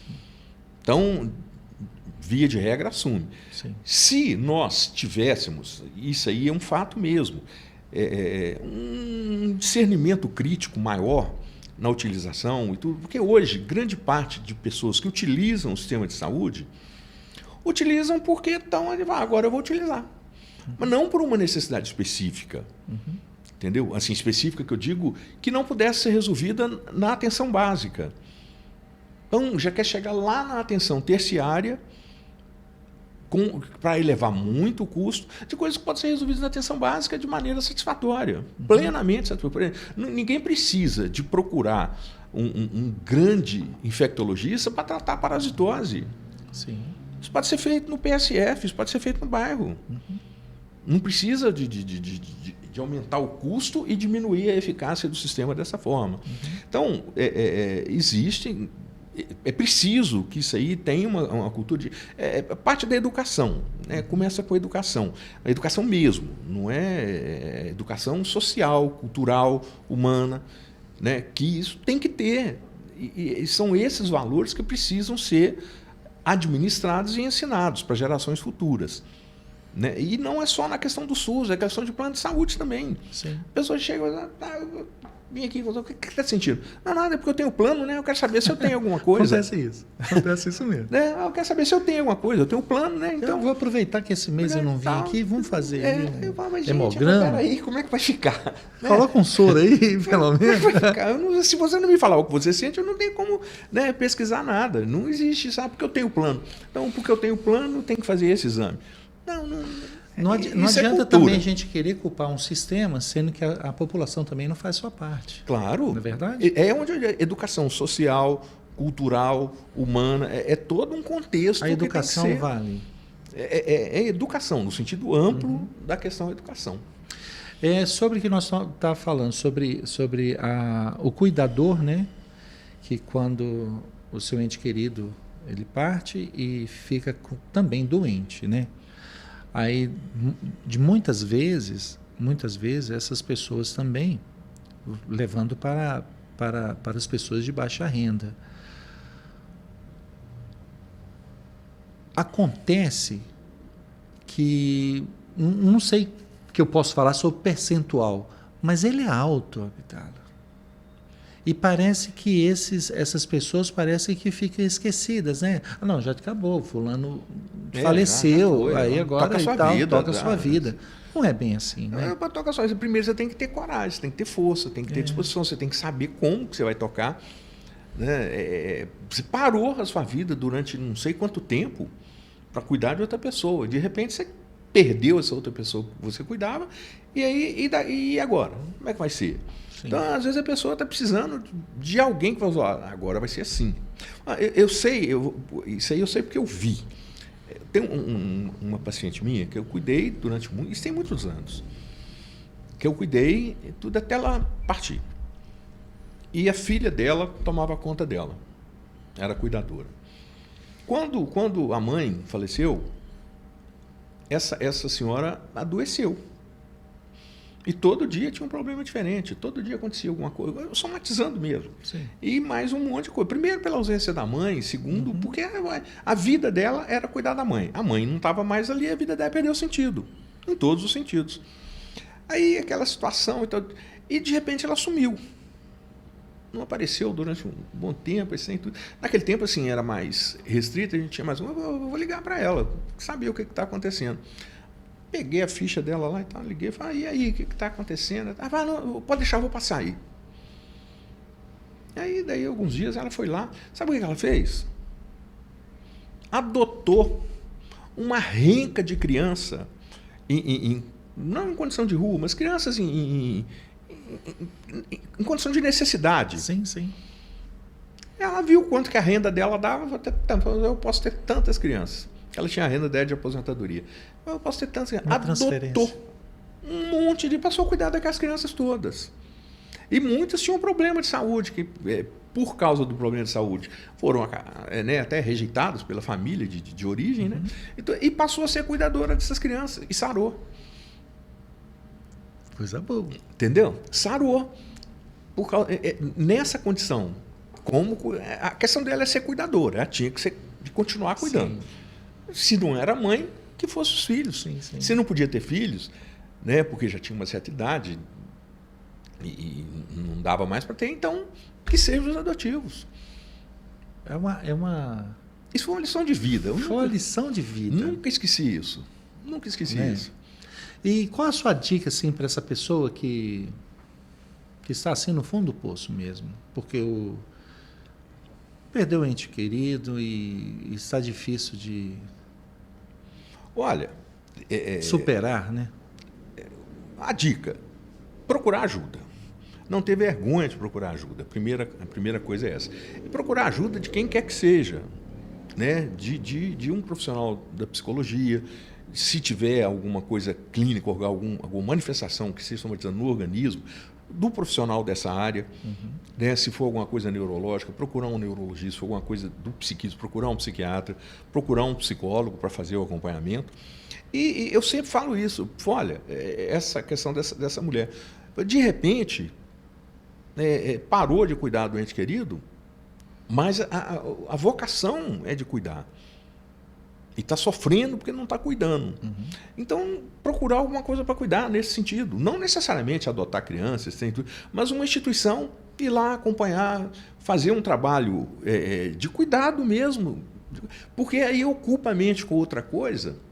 Né? Não que vá apagar o que aconteceu, mas no sentido mesmo de criar um aspecto novo, uma perspectiva nova, para até facilitar depois de tocar a vida pessoal. O apoio familiar é fundamental. É fundamental, imprescindível. Sim. Imprescindível. O problema, nesses casos, é que quase sempre o apoio familiar se esvai, porque fica uma pessoa cuidando, que é a que tem mais tempo disponível, mais predisposição para isso, e acaba perdendo o contato com o restante da família.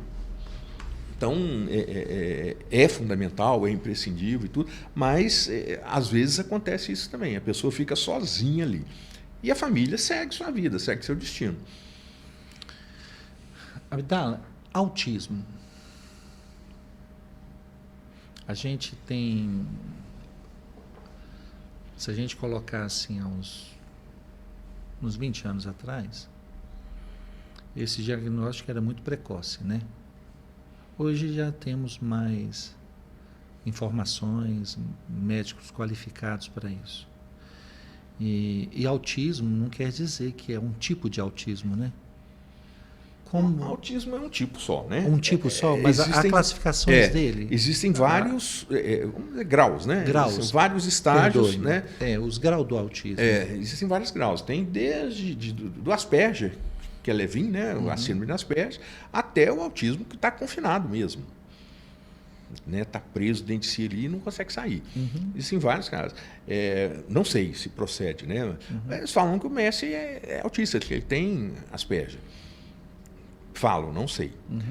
Mas, se tiver, a gente sabe de uma coisa, não atrapalha jogar bola. Sim. Craque. De repente pode até ajudar. Então, hoje, é aquilo que eu falei antes também. É uma pergunta que eu faço. Por que aumentou tanto os casos? Não é que a gente está tendo mais diagnóstico, é porque aumentou mesmo. A gente está tendo muito mais casos de autismo do que tinha antes. Então, por quê? Por quê? Entendeu? Eu não tenho a resposta. Não. Mas é uma pergunta que eu faço e eu gostaria de saber. São nossos hábitos? São nossos costumes? São as coisas que a gente consome? São os alimentos que a gente usa hoje? O que é? Não sei. São medicamentos que a gente faz uso indiscriminado? Tem alguma coisa que está relacionada a isso. Que tem. Isso não ia começar a acontecer do nada e aparecer esse monte de casos de autismo por aí. Então, tem alguma coisa a ver com os nossos hábitos de vida, que nós precisamos sentar, parar, pensar, pesquisar, para poder examinar isso aí. Tem alguma coisa que está acontecendo. Por que existem tantos casos de autismo hoje? Por que estão surgindo tantos casos de autismo hoje no mundo, em vários lugares? Então, não só em regiões mais carentes, como regiões mais ricas, o que está acontecendo? Isso é um fato que está acontecendo. A gente vai ficar assistindo isso de camarote, parado, sem fazer nada, até quando? Porque é uma preocupação que eu acho que a humanidade inteira tem que ter. São coisas que estão aumentando. Então, Parkinson, Alzheimer... Os quadros demenciais do mundo,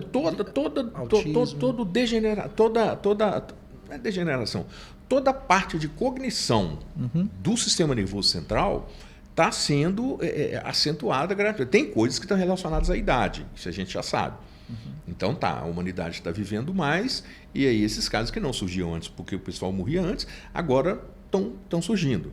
A sua ancestralidade tem algum teor sobre a causa de uma pessoa nascer com determinados índices de autismo ou uma doença degenerativa? Antigamente, sim.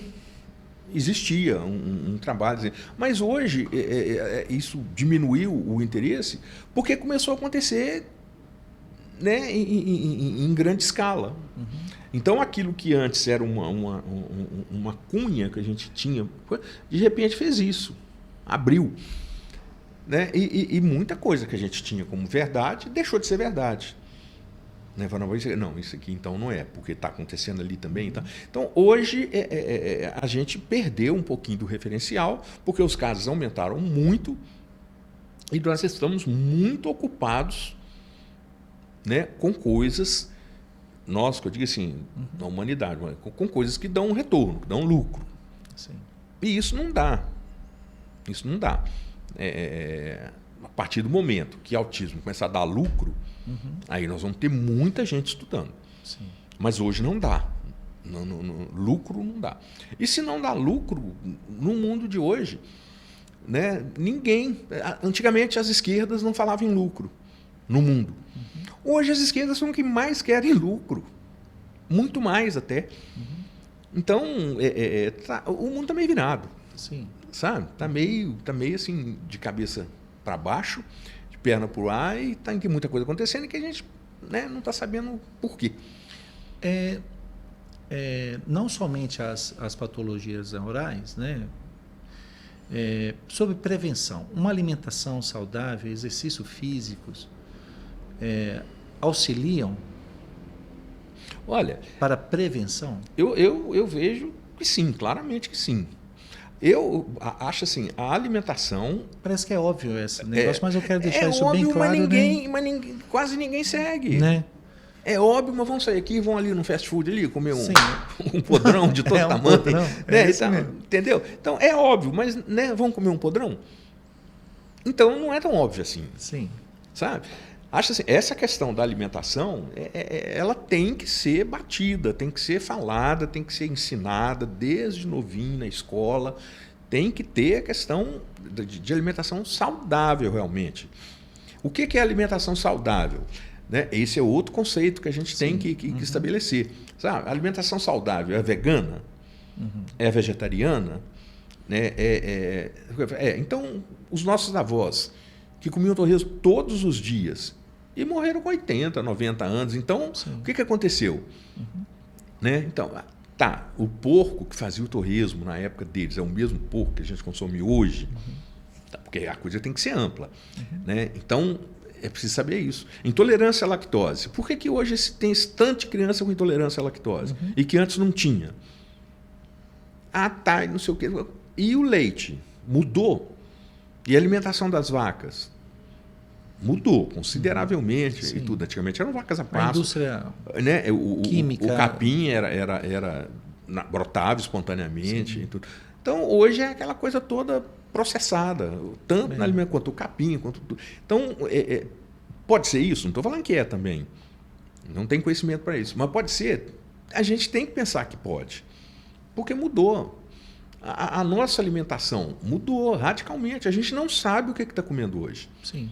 A indústria alimentícia, ela está mais para uma indústria química?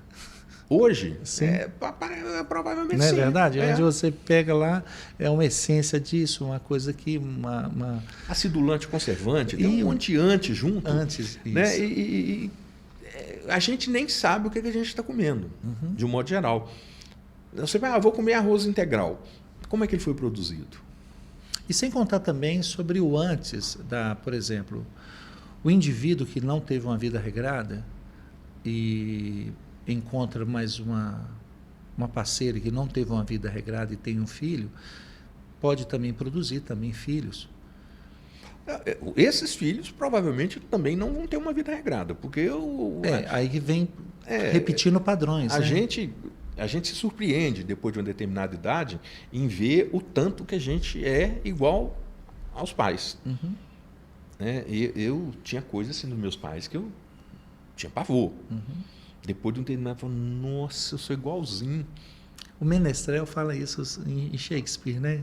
Shakespeare fala isso no Menestrel. Isso, é exatamente isso. Então, o que acontece? E a chance que tem dos nossos filhos serem iguais a nós é enorme. Então, o exemplo é dentro de casa, começa dentro de casa. Se a gente quiser mudar alguma coisa, vai começar a mudar ali. Olha aqui. Sobre o âmbito, por exemplo, saúde... Como você vê o mundo daqui para frente? Não é uma visão muito otimista, não só em saúde. Eu vejo você fica à vontade para falar o que quiser. Eu vejo o mundo com muita preocupação, em todos os sentidos, questão de valores, alimentação, saúde, educação. Porque nós, por exemplo, na educação, nós estamos tendo uma deseducação. Estão sendo ensinados valores e circunstâncias que não são reais. Eu quero vender isso aqui. Então, vai ser assim. Sabe, o professor, que era um mestre antigamente, que ia ensinar, está virando um vendedor de ideologias. E aí começa a ter um lado querendo vender uma ideologia, outro lado querendo outra. E a criança querendo aprender no meio daquele conflito todo. Então, a questão da educação. A questão da saúde não é diferente. Não é diferente. Porque, é o que eu falei, a gente pega... Existem várias maneiras de se conduzir uma situação em saúde. Aí, você falou antes em fitoterapia. Existe uma discriminação contra a fitoterapia gigantesca em todos os setores da saúde, exceto em quem trabalha com fitoterapia. Por que existe isso? Porque é questão de reserva de mercado. Se eu abrir espaço para fitoterapia, para acupuntura, para terapia holística, para outras coisas, eu vou perder meu espaço. Né? Eu não penso assim, mas muitas pessoas pensam dessa forma. Eu vou perder espaço. Se eu perder espaço, eu perco o meu lucro, o meu ganho. E, na realidade, não perde. Isso aí é uma coisa que, assim, eu tenho 39 anos de formado, eu sei, não perde. Isso não acontece. Eu nunca vi isso nesses 39 anos. Não tem. Poderia ser aliados, né? Trabalhar junto, por que não? Abdala, eu trabalho com medicina tradicional chinesa há 18 anos. faço acupuntura, shiatsu, todo o trabalho em cima desse, chamamos assim, de terapia integrativa, né? Que já está alicerçada no SUS e tudo mais. E eu sou muito feliz em fazer quando eu cuido de uma pessoa, que eu coloco o amor naquilo que eu faço e vejo que teve resultado. Porque quando a pessoa experimenta o tratamento que não é novo, deixar bem claro que não é uma técnica que eu criei, não é um cuidado, uma medicina que eu criei, isso já é milenar. E poderíamos ser muito mais parceiro ao em prol da saúde do próximo, e o que eu chamo aqui, venho falando em todos os programas, sobre o amor ao próximo, de trabalhar isso com amor. E eu vejo que você dá abertura para essas coisas também, para que possa agregar no dia a dia nosso, para deixar mais ameno a nossa vida. E o que vemos hoje é a pessoa procurar outros meios, né? Querer a saúde perfeita através de uma coisa assim que tem mais a ver com vaidade. Não estou falando sobre cuidar do corpo, que estou falando sobre a vaidade suprema, né? O Léo até me pediu, Jair, pergunta o Dr. Geraldo Abdala sobre esse tanto de gente que usa hormônios para ter o corpo perfeito. Embora eu acredito sobre envelhecer com espiritualidade. Estou muito feliz assim, já carequinha, né? E já indo e tal, e tá dando certo, que eu estou vivendo, né? E o que você me fala sobre essa pessoa querer o rosto bonito, o corpo definido? Não, nada contra sobre isso, né? Quando uma pessoa muda toda, faz uma plástica, faz isso, a pergunta é que eu queria falar assim, ainda tem aquela plástica da célula? Pois é, eu brinco, assim, mas existe um exagero, né, muito grande. E quando esse exagero acontece, e fica muito evidente, eu chamo de demonização facial. Por exemplo, em vez de harmonização, eu chamo de demonização facial. Porque você conhece a pessoa hoje, ela aparece daí a 2 meses, é outra pessoa, você não conhece, se você não ouvir a voz dela, se não for você não conhece mais, mudou tudo, entendeu? E é uma coisa assim, é válido ou é moda? Entendeu? Eu vi outro dia uma charge, não lembro onde, que era assim, mostrou... Estava falando de um personagem famoso lá e mostrando ela assim, ela depois de morta no caixão. Ela estava lá, sem carne, sem nada, assim, cheia de silicone. Aqui, um monte de silicone junto com os restos mortais dela. Então, aquela coisa assim, assim, é para se pensar mesmo. Sim. Sabe? Eu vejo assim, eu não faria. Uhum. Né? Eu sou barrigudinho, né? Estou gordinho, e isso não me preocupa. Não é uma coisa que você, nossa, eu preciso fazer uma lipo, eu preciso fazer uma cirurgia, eu preciso fazer isso, né? Eu preciso diminuir minha alimentação, eu preciso fazer tudo isso. Mas assim, eu preciso viver, eu preciso ser feliz, eu preciso cuidar dos meus netos, né? Eu preciso de um monte de coisas também. Então eu vou priorizar o que é mais importante. Essas questões, assim, é isso que você falou, sem entrar no mérito, cada um sabe de si. Mas eu vejo isso de uma forma muito exagerada. Tem muita coisa que é moda, é modismo. Modismo. Eu tenho uma conhecida, que eu tenho liberdade com ela, eu falei olha, me perdoe a sinceridade. Você era uma das meninas mais bonitas que eu conhecia. Na sua idade, hoje, você está parecendo que tem 20 anos mais. Você envelheceu. Você está parecida com todas. Mas, assim, sinceramente, eu não gostei. Não sou eu que tenho que gostar, é você. Olha, agora não tem mais jeito, eu também não gostei muito, não. Pois é. Aonde está a autoestima e a automutilação, né? Pois é, para que isso, sabe? Eu vejo assim, muita coisa são os valores que nos são ensinados desde lá de novinho, de uma forma que não são valores reais, são coisas que a gente acaba assimilando, todo mundo faz, então vamos fazer também e tal. Ou a questão do corpo perfeito. Vamos tomar testosterona para ter um corpo perfeito, isso aí. Tá, vai ter um corpo perfeito com câncer de próstata. Olha aí. Né? Quer? Paga o preço. Né? Tem que saber, vale a pena? Eu acho que não. Pode até não ser um câncer, uma hipertrofia prostática, que também dá trabalho, não é lá muito fácil de conviver. Então, são riscos e benefícios. Tudo na vida é risco e benefício, você tem que pesar. No cálculo lá, na hora de somar tudo, para ver que... E essas coisas hoje tem muito mais risco do que benefício. Né? Sim. Vejo que tem muito mais risco que benefício. Eu tenho hoje, vamos dizer, eu estou com a testosterona baixa. Então tem que fazer uma reposição, desde que não exista risco em relação à questão prostática. Ótimo, sem problema. Agora, não está baixo, não quero não, mas eu quero aumentar minha massa muscular, eu quero ficar bonitinho, barriga de tanquinho. Não, eu não quero. Highlander só no filme, né? E olha lá, né? Mesmo assim, de vez em quando aparece um que corta a cabeça dele. Verdade. Estava falando com a minha secretária outro dia, a menina trabalhando comigo. Eu tenho um avental que eu ganhei de brinde, não lembro nem aonde, que é coisa assim, um tanquinho, assim, todo bonitinho. Eu já vi, já. Rapaz, eu ganhei um avental desse. Eu fiz a foto, esse tem tudo e postei. Você que o Facebook me bloqueou 30 dias por causa da foto? Então, olha bem. Então, depois, a gente estava até falando sobre esse assunto. Quer saber? Eu acho que o Zuckerberg quis me alertar. Foi isso é bobagem, não mexe com esse trem, não. Entendeu? E pode ser. Uma mensagem subliminar.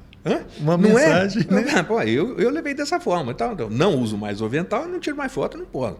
Entendeu? Mas são coisas que assim, eu realmente acho que está tendo um cuidado muito. E o cuidado com a mentalidade, com a mente. Né? E o cuidado com a cultura. Né? O que é mais importante? Eu ter uma mente que vai fazer bem para mim, para os familiares, para quem está próximo de mim, tudo, ou eu ter um rosto com os beiçando, todo tamanho, que tem aqueles negócios. Sim. O que é mais importante? Tá? Não tem nada contra. A pessoa que acha que isso é muito importante, faça. Mas, assim, qual que é o seu conselho? Eu falo, não faça. Porque é uma mudança irreversível. Sim. E que, de repente, você pode não gostar. Né? E se não gostar, não tem mais como voltar atrás. Não tem. Porque um tecido mutilado é complicado. Não, né? Não tem jeito. Não tem jeito. Eu falo assim, olha, todo mundo fala que a vida começa aos 40. Uhum. Eu brinco, é mentira. Aos 40 só começa a doer. A vida mesmo começa aos 50. Porque, assim, se a gente tivesse a cabeça que a gente tem aos 50, tivesse lá atrás, nossa senhora, a vida seria fantástica. Seria fantástica. Então, não começa aos 40. 40 começa a doer. Aos 50 é a melhor fase. Aos 60 é uma fase boa, mas o corpo já não acompanha mais a cabeça. Verdade. Né? A cabeça vai, o corpo diz, volta aqui. Não, peraí. Eu quero uma hora poder assim, a gente falar sobre mais o clique que dá quando a pessoa chega aos 50 anos. Dá um clique. Dá. A pessoa faz aniversário hoje, 50 anos. Uma pessoa assim que tem, assim, está bem ligado mesmo, no outro dia fala assim, rapaz... Eu acho assim, eu tenho 65, vou fazer 65. E está muito assim, bem, viu, Abdala? Não, eu me sinto bem também, muito graças bem. A Deus. Mas assim, não tem nada que se compare aos 50. Sim. Na minha vida.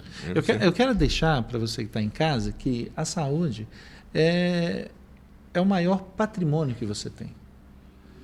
Que você cuide com alimentação, ingerindo água.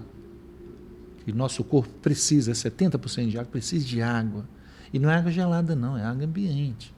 Que você vá na academia com o seu profissional lá, o seu personal trainer, do seu lado, te orientando, para que também você não venha se machucar.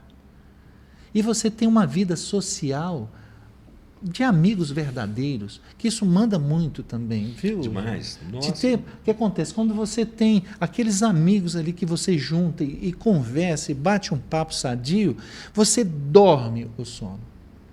E em falar em dormir, você está me falando, tipo assim, hoje eu estava lendo sobre, para levar essa conversa mais um pouquinho adiante, sobre o sono, né?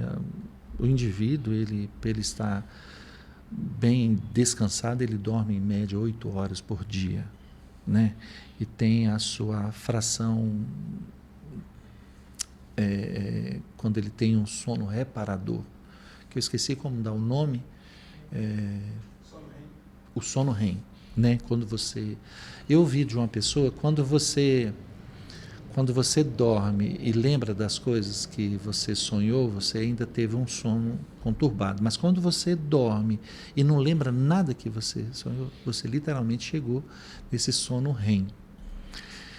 Na sua área, as pessoas hoje usando medicamentos para dormir. Eu não vou entrar em parâmetros assim, espirituais para falar que o corpo ele precisa ter esse descanso, que o espírito mesmo, como eu acredito que nós temos alma e espírito e um corpo, o nosso espírito não descansa, né, Geraldo? Mas o corpo ele precisa. Imagina. O cérebro precisa mais do que o corpo. E o cérebro. Mais e na sua área, eu quero que você fale um pouco sobre essas questões.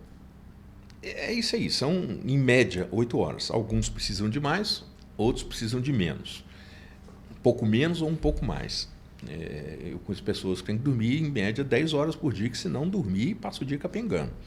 E conheço pessoas que dormem 6 horas e está de bom tamanho, levam tranquilo. O sono, ele se divide em estágios. Né? São 4 estágios, 1, 2, 3 e 4. 1, 2 são um sono mais... 1 é o cochilo. O 2 é um sono mais superficial. O 3 e o 4, sono profundo. Ocorrem num percentual menor um pouco.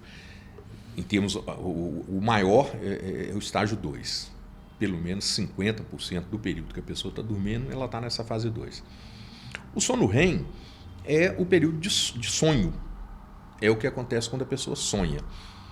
E é justamente no sonho, quando ela está sonhando, que a atividade cerebral se reorganiza. O tempo de sono REM, de sono, durante o sono, ele tem que ter no mínimo 5% do que a pessoa dormiu e o desejável é próximo de 20% a 25%. Então, para que exista esse efeito organizador da atividade cerebral. E o sono REM acontece várias vezes durante o período de sono. Então a pessoa começa a dormir, vai no 1, 2, entra no sono REM, depois volta para o 2, mas é fundamental que ocorra. Se a gente se lembra de todos os sonhos, significa que a gente foi 1, 2, REM, 1, 2, REM, 1, 2, a gente não entrou no 3 e 4. Uhum. Porque o 3 e 4 é o que apaga tudo. Olha. É ali que tem... O 2, a gente está dormindo, está numa fase legal, mas está atento. Né? Qualquer barulho dentro de casa, a gente acorda. O 3 e 4, não necessariamente a gente acorda. Não é tão fácil acordar. Mas a reorganização de toda a atividade, é aquilo que eu falei, quando a mãe entra no quarto para pôr tudo no lugar, é durante o sono REM. Né? O restante é o cérebro desorganizando as coisas, buscando isso aqui ali, tá, não sei. Aí entra no sono REM. O sono REM é liberdade total. O cérebro está por conta dele. Pô, se vira. Por isso é que a gente tem aqueles sonhos. A grande parte são coisas que aconteceram durante o dia, ou que a gente foi dormir pensando. Isso em boa parte é. Uhum. E outra parte é completamente psicodélica. São coisas que ninguém explica. São aquelas coisas. Uhum. Pô, tá por sua conta, você se vira. Né? Eu vou cuidar de pôr as coisas na gaveta aqui, de me organizar aqui. Essa questão da qualidade do sono é aquilo que a gente falou antes também. É que eu acho que está bastante... Se eu tenho qualquer contato com luminosidade, ou uma tela de televisão ligada, ou de celular, ou de computador, esse contato com a luminosidade estimula determinadas áreas do cérebro que dão o seguinte recado: fica acordado, não dorme. Então, quanto maior esse estímulo, a partir de um determinado horário, menor a chance da pessoa chegar nos estágios profundos do sono. Uhum. E menor a quantidade de sono REM que ela vai ter. Ela vai ter mais sono superficial, entra no sono REM ali, mas não é um sono de qualidade. Então, os estímulos têm que diminuírem a partir de... Por aí, eu quero dormir às 10 horas. Então, a partir de 6, 7 horas, esses estímulos vão ter que diminuir. Essa lenda, tem que deixar uma luzinha acesa. Preferencialmente não. Quanto mais escuro, melhor para dormir. Quanto menos estímulo tiver na retina, melhor para engatar o sono e ir no sono de boa qualidade. Quanto menos ruído, melhor. Eu falo assim, a pessoa numa zona urbana, francamente urbana, eu não acredito que a pessoa dorme bem. Não tem jeito. É uma moto passando, um carro passando, buzinando, né, que tem. Não acredito muito nisso. Se a janela não estiver bem fechadinha, com a cortina para escurecer bem, né, fica complicado também. Sim. Entendeu? Eu moro em zona rural. Por quê? Porque eu quero melhorar essas questões. Sim. Tinha um hábito muito ruim que eu venho desligando dele, que era de dormir vendo televisão. Tá, eu dormia, mas a televisão continuava ligada, então o estímulo continuava. Sim. Sabe? Então, um dia eu cheguei para mim mesmo, cheguei no espelho e falei, tem vergonha na cara, não? Você trata disso, você faz esse trem. Uai. Cássio Ferreira Espelho. Como é que fica isso, né? Explica isso aqui, na frente do espelho aqui. Eu falei, pode deixar, a partir de hoje eu vou desligar a televisão. Eu pareço doido às vezes, mas de vez em quando eu converso comigo mesmo no espelho, sozinho, mas faz parte. Eu falo que eu sou um rádio velho, sabe? Sintonizo e fico conversando comigo mesmo. Eu faço isso muito. Então, assim, no espelho, quando eu vou babear de manhã e tudo, é frequente. E a prosa é boa, rende assim. Então, a questão, então, por exemplo, assim, quando o adolescente brigou com a mãe, não entra nessa fase 3 e 4. Dificilmente. E provavelmente quando ele está nessa 1 e 2 é que aqueles problemas, ATM, né? Que a pessoa fica com bruxismo, brigando consigo mesmo. E não consegue ter o tônus muscular, que é um grau mínimo de contratura muscular que a gente tem, enquanto está vivo. O sono profundo, ele praticamente desliga o tônus. Não acaba zero porque a gente continua vivo, mas praticamente desliga. Porque senão a gente começa a interagir com o sonho. É onde tem assim, por exemplo, se a gente não está num sono profundo, a gente começa a conversar com o sonho, agir, dar um murro quem está do lado da gente e tal, porque não está interagindo com o sonho. Abdala, meu pai, vou contar uma história aqui, ó. Olha que legal. Legal para minha mãe, não. Meu filho, né, sempre foi assim, um xodó, assim, o Jaiminho, o xodó do meu pai e da minha mãe, né? Aí, de vez em quando, ele dormia no meio dos dois. Aí, lá na frente, lá e tal, no meio da noite, ele sonhou que um boi estava pegando o Jaiminho. Aí foi dar uma porrada no boi, acertou na minha mãe, rapaz. Tadinho. Ela ficou com o olho assim, sabe, com hematoma assim. Agora você imagina explicar isso aí, cara. É difícil, né? Nós chegamos e vimos a mãe, então acontece essa coisa. Tá muito bom a nossa fala aqui. Então isso aqui a gente pode arrastar assim, mas eu quero ainda pegar uma coisa com você ainda sobre, nós estamos falando sobre o sono, a importância dele, o sono REM, tá? Essa aí eu vou guardar para mim, sobre a mãe e o filho arrumando o quarto, foi ótima. A questão, tem outras coisas também da sua área, que é um diagnóstico assim, bem delicado sobre a síndrome do trigêmeo, Neuralgia do trigêmeo. Que quem tem a dor é absurda. É chamado como a dor da morte nos Estados Unidos. É até causa de suicídio, né? Causa de suicídio, isso mesmo. Quando não tratado. Ainda bem que hoje tem tratamento. Me fale sobre os tratamentos da neuralgia do trigêmeo. Olha, primeiro tem que ver se tem alguma causa orgânica. Né? Tem que fazer se tem alguma coisa comprimindo o nervo no trajeto dele, de repente algum vaso, ou aneurisma, ou algum tumor, alguma coisa assim, isso aí tem que ser removido no trajeto do nervo. Se não tem nada, a crise de neuralgia do trigêmeo é como se fosse uma crise convulsiva focal do nervo trigêmeo. É como se o nervo estivesse tendo uma convulsão. E a convulsão, o trigêmeo tem os ramos sensitivos dele, são a maior parte, o trigêmeo passa a ter, assim, a resposta dele é sensitiva, é de dor. É os 3, né? Que ele vai para dentro do crânio. É o ramo mandibular, o ramo malário, o ramo temporal, o ramo frontal. O tratamento, como é uma convulsão, especificamente a atividade é atividade de convulsão mesmo. Como é uma convulsão, o tratamento é com substâncias anticonvulsivantes. O lado interessante da questão é essa.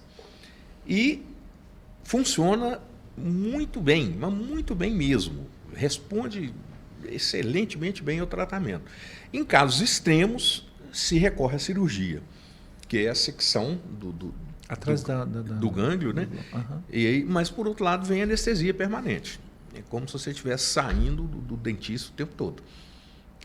A pessoa perde a sensibilidade. Perde a sensibilidade. Sim. A anestesia. Mas entre a dor e a anestesia, a pessoa vai preferir a anestesia. É uma situação extrema, né? Mas responde bem a medicamentos anticonvulsivantes. Sim. E a dosagem e a associação é individual, cada um vai ter a sua também. E o tempo de tratamento também não precisa ser permanente. Sim. Geralmente usa-se a medicação por um tempo, a pessoa sai das crises, interrompe a medicação, passa meses, anos sem ter nada. Se voltar a ter, volta o tratamento. E responde bem. Mas necessariamente tem que ser tratado porque é uma dor insuportável. Literalmente insuportável. Olha, eu já vi situações na família, né? Minha irmã foi uma vez diagnosticada e fez tratamento e melhorou, graças a Deus, né? Ô, Abdala, já tem um tempinho que a gente está aqui. Eu quero que você faça assim. Eu tô assim muito alegre de você estar aqui. Só entrevista show, né, o Léo? Não, está muito gostoso mesmo. Tá assim, tipo assim. Eu quero que você venha aqui em casa aqui sempre. Que força aqui é a extensão da sua casa, tá? Eu quero que você deixe as suas considerações, não finais, mas para a gente voltar em outra situação, porque o que acontece? Eu não posso prolongar que, como você disse, você mora na zona rural. E eu queria falar sobre a vida, o homem se aproximar mais perto da natureza, mas vou deixar para uma outra situação, porque eu quero conversar com você. Deixa as suas falas. Eu agradeço aí a paciência, né, sua e de todo mundo aqui, de me tolerar. Se deixar, eu falo demais. Então, agradecer a paciência de vocês e me colocar à disposição. Sempre que você quiser, me avisa, a gente programa, vamos voltar. Eu quero fazer aqui, Matias, a parte 2, 3, 4, 5, 6, a 10ª. Aí termina esse episódio e vamos fazer outra coisa. Estamos às ordens, estamos à disposição. Isso aí, essa questão é muito, muito útil também para a gente, porque hoje eu estou aposentado de rede pública e tudo, então eu estou muito confinado à minha clínica. E fico ali. Onde é a sua clínica? No centro, ali na Rua São João, a rua da Policlínica. Olha que legal. Atende todos os dias? Todos os dias. Sim. Então, só está no consultório? Agora sim. Ok. Aposentei da Prefeitura e do Estado. Sim, aqui. Chegou meu tempo. Mas médico a vida toda, né? Olha, eu sempre falei que eu não pretendia parar, não. Hoje eu estou avaliando algumas considerações. Parar, eu não sei se eu dou conta, não. Eu acho que eu não paro, não. Mas, assim, a intenção, daqui a uns tempos, é dar uma pisada. Lembrando aqui, eu tenho netos, né? Então... essa vocação na medicina traz do seu avô, né? Meu avô. Olha que legal. Qual o nome dele? Pai do meu pai, Custódio. Olha aí. Ele era médico e ele plantou muito essa questão da profissão, isso aí, tudo no meu pai. E eu cresci com meu pai falando essa questão, contava os casos do pai dele. Eu não conheci meu avô.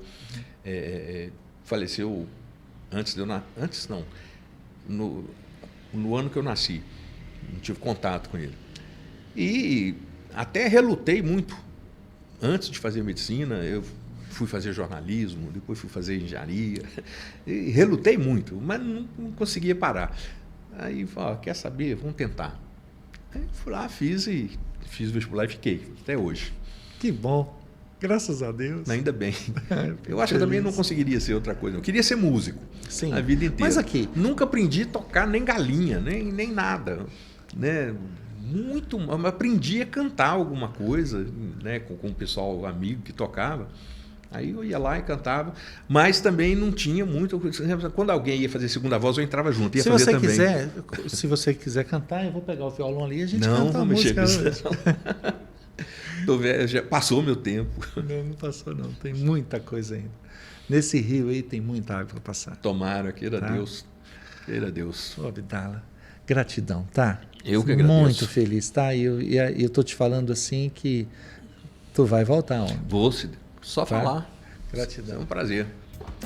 E assim a gente vai dando assim, só um momento do nosso 4º podcast, Jaider Matos Podcast.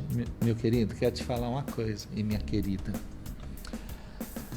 Quero que você chegue a brilhar os seus olhos em falar uma coisa bem clara que nós falamos aqui. Tenha consciência da sua saúde. A importância de você viver aqui o máximo possível para que você tenha suas experiências e assim transferir através de uma amorosidade, de uma prática de amor para todos à sua volta, os seus familiares, os seus amigos, o seu ciclo social. E aqui eu vou despedindo de você. Um beijo no seu coração. Olha, você sabe que nós aqui te amamos. Dá um clique lá, curte, compartilhe, se inscreva. Vai lá embaixo lá e fala assim, como é que tá a gente aqui? Mais ou menos ou tá beleza? O que você falar, a gente vai pegar isso aqui, vai juntar nossa técnica aqui e trazer mais pessoas assim, maravilhosas, iluminando de informação o nosso dia a dia. E olha, quero deixar aqui também que a gente vai ter uma vez por mês uma banda tocando aqui. Quem sabe a sua banda aqui de Governador Valadares vem aqui no nosso podcast. Vai ser sim um barato, viu? Vai ser bem legal. E você também que tem uma história de vida, eu quero trazer você aqui para sentar comigo e conversar com seu amigo Jaider Matos, seu amigo Matias, seu amigo Léo, sua amiga Chay, seu amigo Júnior, que estão ali tudo nos bastidores, mas está fazendo o melhor. Ó, um beijo grande. Até mais.